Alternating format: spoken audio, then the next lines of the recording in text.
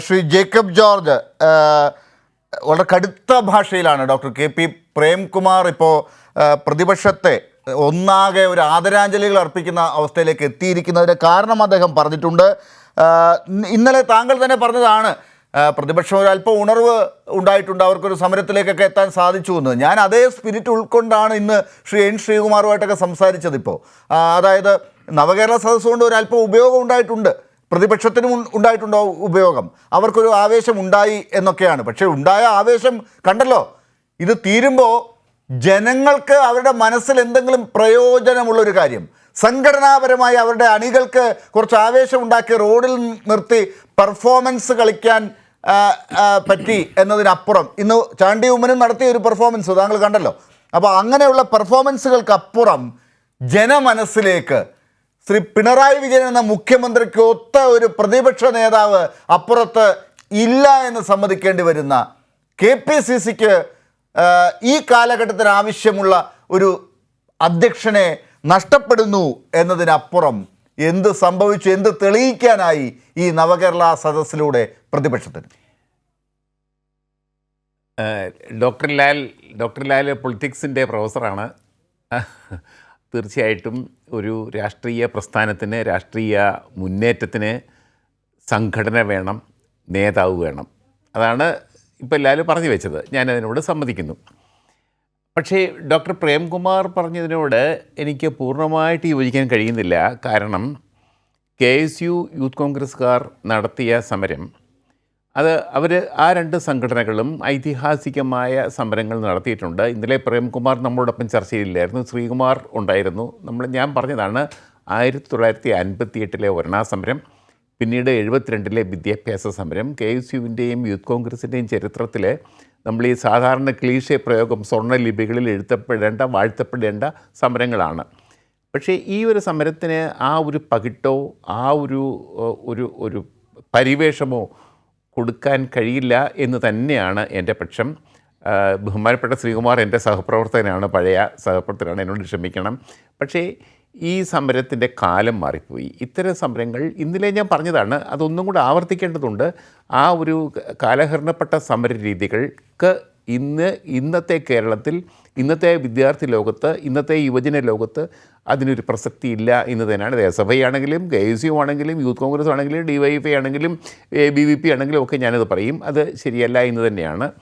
പക്ഷേ നവകേരള സദസ്സ്, ഒരൊറ്റ വരി പറയട്ടെ, നവകേരള സദസ്സ് അത് ഒരു ഗവൺമെൻറ്റിൻ്റെ പരിപാടിയാണ്.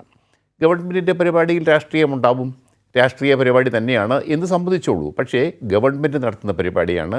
അതിൻ്റെ അകത്ത് രാഷ്ട്രീയം പറയുന്നില്ല, രാഷ്ട്രീയം പറയാതെ പറയുന്നു എന്ന് മാത്രമേ ഉള്ളൂ.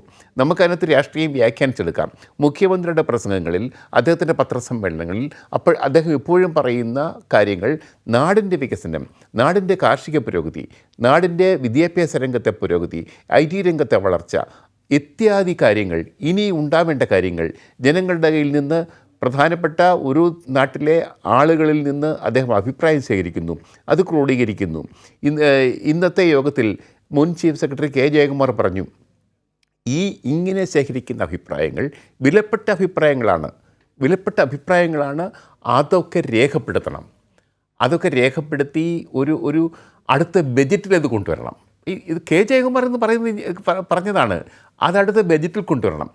അത് റിഫ്ലക്റ്റ് ചെയ്യണം, കേരളത്തിൻ്റെ ഭരണത്തിൽ അത് മാറ്റമുണ്ടാക്കണം. ഈ സദസ്സ്, ഈ നവകേരള സദസ്സ് മുന്നോട്ട് വെച്ച വിഷയങ്ങൾ ക്രോഡീകരിച്ച് പുസ്തകമാക്കി പ്രസിദ്ധീകരിക്കുകയും അതിലെ പ്രധാന അംശങ്ങൾ ചേർത്ത് ബജറ്റിലേക്ക് കൊണ്ടുവരികയും ചെയ്യണം. ഇതിൻ്റെ ഒരു ക്രിയാത്മകമായ രാഷ്ട്രീയമാണിത്.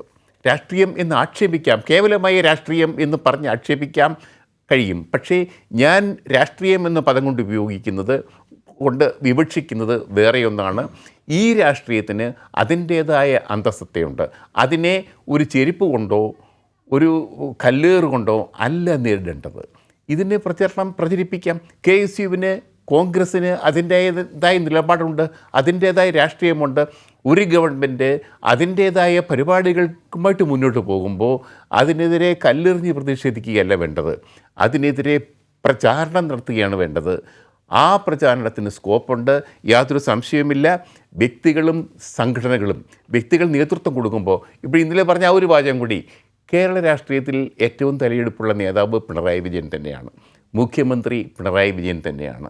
അദ്ദേഹത്തോട് എതിരിടുമ്പോൾ രമേശ് ചെന്നിത്തലയാണെങ്കിലും രമേശ് ചെന്നിത്തല പരാജയപ്പെട്ടു. പ്രതിപക്ഷ നേതാവ് എന്ന നിലയിൽ രമേശ് ചെന്നിത്തല ധാരാളം പ്രവർത്തനങ്ങൾ നടത്തി. പക്ഷേ ഒരു കാര്യമുണ്ട്, കുറേ വർഷം മുമ്പ് കേരളം ഒരു പ്രതിപക്ഷ നേതാവിനെ കണ്ടല്ലോ, സാക്ഷാൽ സഖാവ് VS അച്യുതാനന്ദനെ. അദ്ദേഹം ഇളക്കാത്ത നീക്കങ്ങളുണ്ടോ, നടത്താത്ത നീക്കങ്ങളുണ്ടോ?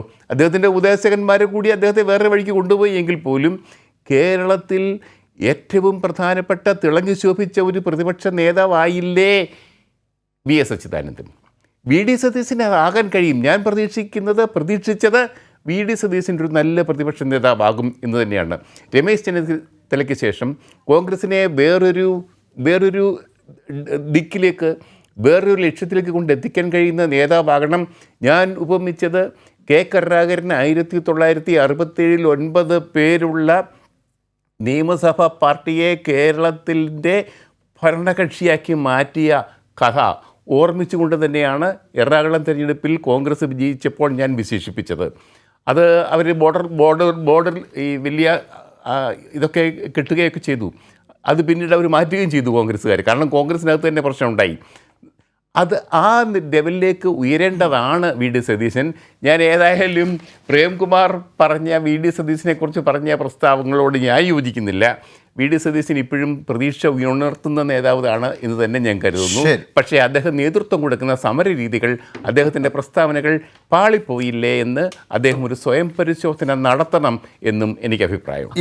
ശ്രീകുമാർ അതൊന്ന് കേട്ടോളൂ കേട്ടോ. ഞാൻ ഡോക്ടർ ഷിജു ഖാനിലേക്കാണ് ഞാൻ പറഞ്ഞത്.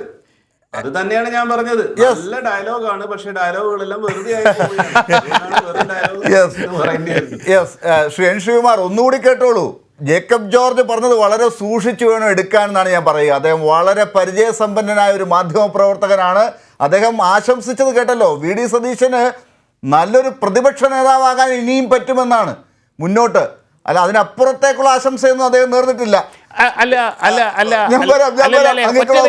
പ്രതിപക്ഷ നേതാവിനും രാഷ്ട്രീയമുണ്ട്, രാഷ്ട്രീയം കളിക്കാം, സംശയമൊന്നുമില്ല. കേരളത്തിലെ ഉമ്മൻചാണ്ടി എന്ത് കരുത്തനായ പ്രതിപക്ഷ നേതാവായിരുന്നു.